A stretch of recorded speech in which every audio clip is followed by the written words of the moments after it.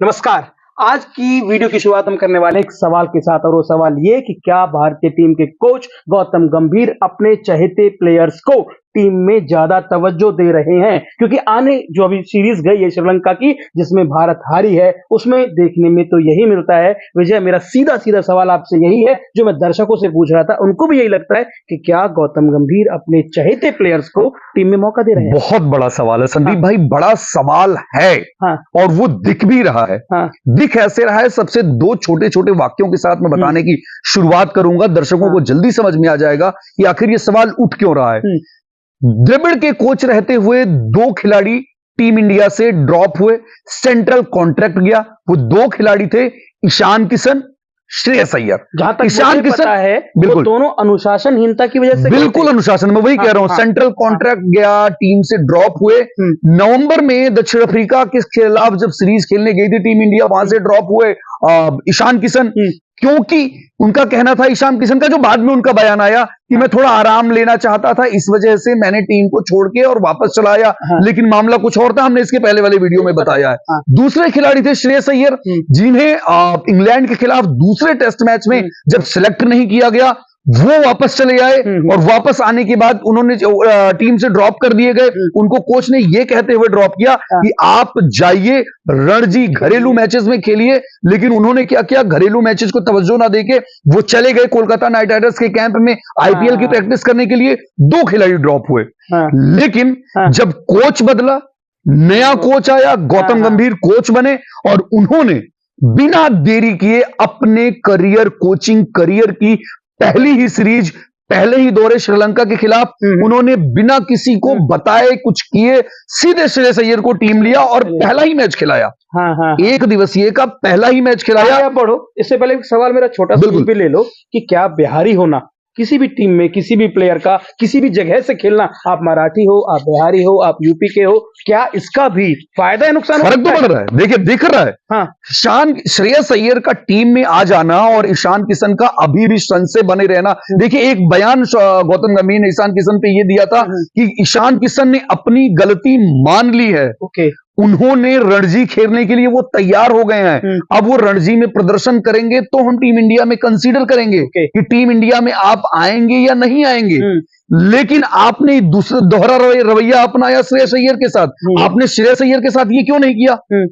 श्रेयस अय्यर के केस में भी यही होना चाहिए था। जब पुराना कोच कह के गया था और सचिव जैसा ने कहा था कि आप दोनों को जाके डोमेस्टिक में खेलना पड़ेगा, वहां प्रदर्शन करना पड़ेगा, अगर वहां बेहतरीन प्रदर्शन करेंगे तो आप टीम में आएंगे। लेकिन जो बिल्कुल जो आपने सवाल ये किया ना, अभी मैं रूल पे आता हूं, लेकिन संदीप भाई आपने जो सवाल किया ना, बिहारी और मराठी और दिल्ली वाला और मुंबई वाला, ये होता है, ये दिख रहा है, ये दिख रहा है। क्योंकि आप गौतम गंभीर मेंटर थे कोलकाता नाइट राइडर्स के, आईपीएल में आईपीएल की टीम जीत के आई थी, पसंदीदा कप्तान थे, दिल्ली का कप्तान थे श्रेयस अय्यर, उन्हें गौतम गंभीर ही उठा के लेके गए थे, कोलकाता में पहुंचाया था और वहां का कप्तान बनाया था गौतम गंभीर ने उनको, यानी उनके फेवरेट खिलाड़ी थे। ईशान किशन क्या खिलाड़ी नहीं है?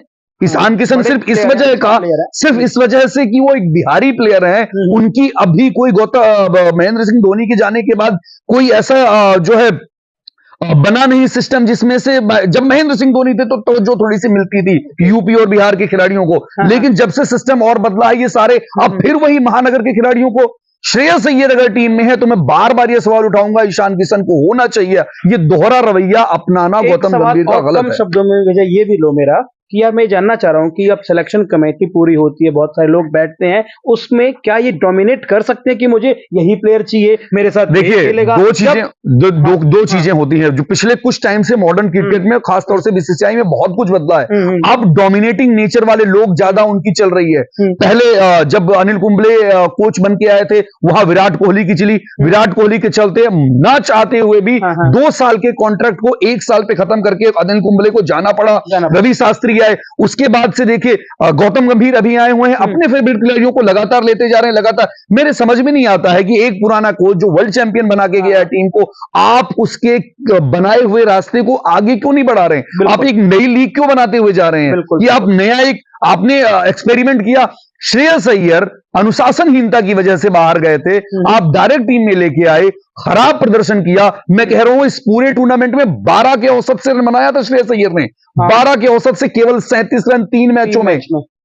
टीम इंडिया हार गई, इसमें बड़ा रोल है श्रेयस अय्यर का, और मैं कहूंगा बड़ा रोल गौतम गंभीर का भी है, जिन्होंने ऐसे खिलाड़ियों को चलते चलते पता हो, कम शब्दों में ही बताना, हम कप्तान की बात करेंगे, कप्तान की भी बात कर लेते हैं। जब ये टीम बनाते हैं तो क्या कप्तान से नहीं पूछा जाता? बिल्कुल पूछा जाता है, फिर बिल्कुल पूछा जाता है, कप्तान से पूछा जाता है, कप्तान से की राय ली जाती है। लेकिन जैसा नेचर मुझे गौतम गंभीर का लगा है और जिस पावर के साथ गौतम गंभीर बीसीसीआई से जुड़े हैं, मुझे लगता है कि इनको जैसा ने पूरी अथॉरिटी दे दी है, आप जैसा चाहिए टीम बनाइए, जैसा चाहिए चीजों को करिए। तो ये मुझे लगता है, ये अथॉरिटी मुझे लगता है कहीं ना कहीं आने वाले समय में टीम इंडिया में बिल्कुल ये भारी पड़ेगी टीम इंडिया पे। ये तो विजय का उसमें पॉइंट ऑफ व्यू था, मेरा भी पॉइंट ऑफ व्यू ये है कि आप अगर टीम के साथ खेलते हैं, टीम भावना के साथ खेलते हैं, तो आपकी टीम अच्छा करेगी। अगर बिल्कुल आप डोमिनेट करेंगे, अगर आप चीजों को कोच अगर डोमिनेट करेगा टीम को, कोच अपने हिसाब से टीम को चलाना चाहेगा, कप्तान की नहीं सुनेगा और सबको एक जैसा नहीं देखेगा, इसका परिणाम आपको भुगतना पड़ेगा। और वो परिणाम